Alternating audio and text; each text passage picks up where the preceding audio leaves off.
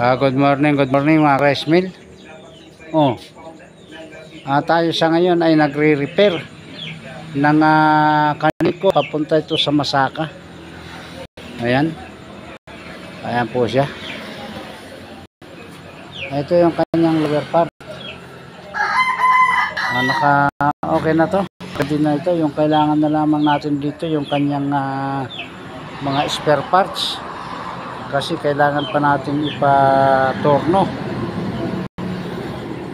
Kailangan pa natin ipatorno, pero okay na po siya. Na-welding na natin ang mga dapat na na-welding, kasi marami siyang crack. Ayan na po siya. At ito naman po yung kanyang upper parts. Ayan, sobrang durog. Nasobrahan ng mga experiment kung ano-ano mga pinaggagawa nila. Ayan, pati ito. Ayan, nakita nyo ba yan? Hindi na natin ang remedyo. Ayan, ito meron pa tayo isa rito na kukumpunihin. Ayan, kukumpunihin pa natin yan. Okay na yan, inaayos na natin. Sobrang durog ito. Marami mga ginagawa-gawa sila na hindi tama. Okay, at ito, ayan yung kanyang mga ano sa loob, mga divider.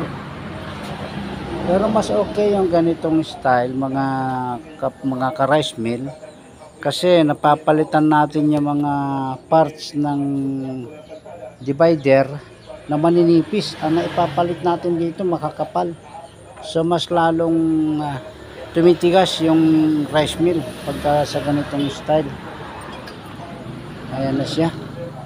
Na ipapalit natin dito sa kanya mga partisyon ay mga makakapal na steel plate. Ang ginamit lamang nila dito ay ayan, kita nyo naman, sobrang ninipis. Ayan, sobrang ninipis. Kaya ito, napapalitan natin ng makakapal. 1.1 ang nilalagay natin, so mas makapal. Mas makapal na diyama kumpara dito. Ang ginagamit natin dito 1.1. Okay, ayan na po mga ka-rice mill. Masyadong kung nakikita ninyo, pati yung mga lagayan ng mga bolt, ayan iba-ibang mga butas na, so naduduro. Ipapabricate natin ito, babalik natin sa original. Yung kabila po yan, sariling mga trabaho ng may-ari na akala nila pag nabawasan na nabawasan. Ayan, ang dami na kabubutas-butas na. Okay, ito na ayos na natin yung iba. Okay po mga ka-rice mill, kaya doon sa mga nagpaparepair, mas pa po itong magiging maganda, matibay, kasi may papalit po natin sa kanyang mga divider. Ayan po, lasog-lasog na po yan. Ayan, kung nakikita nyo, tinuturo ko na yan, naghiwalay na po yan. Hindi lang nakita yan marami na pong mga naging diferensya. Medyo natatagalan tayo sa pag-aayos. Ito, kita nyo yung mga wineldingan natin. Ayan, kasi makakapal na to. Yun na ilagay natin dito, makakapal na yan. Ayan, nilagay natin na yan, bago na yan, kaya makapal na yan. Ayan, mga welding, mga bagong mga welding lang yan.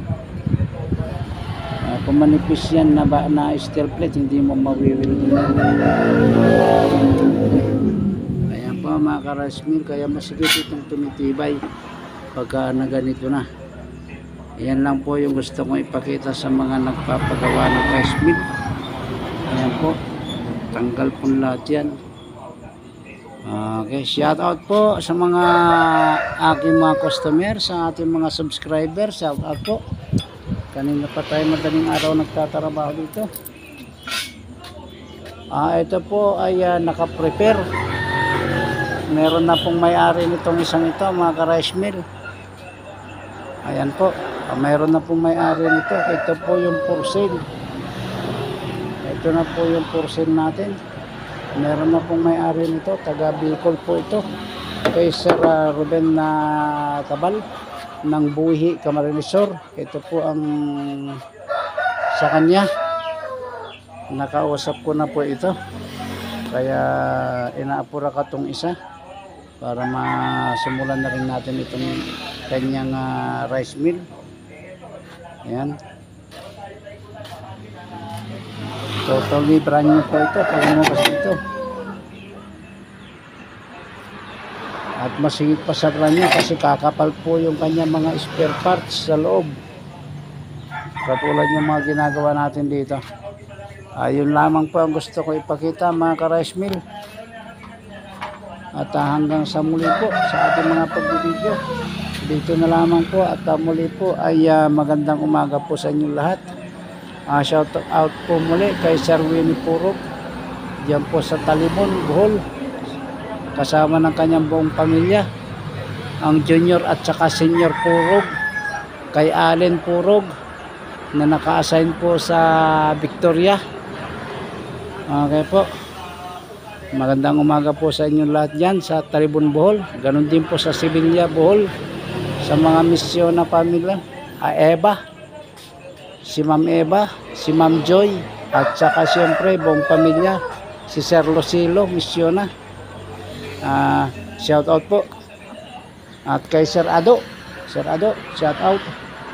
Okay po mga ka-rice mill, nandito po pa rin po tayo sa ating shop.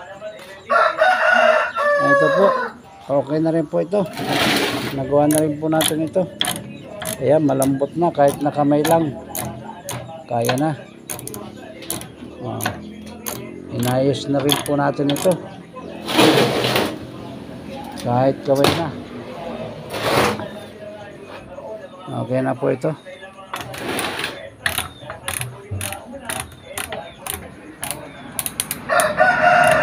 Okay na po yan, magana na, malambot na malambot, kamay lang, okay na po. Okay, hanggang dito na lamang po magmuli. Magandang umaga po sa inyong lahat. Magandang umaga po.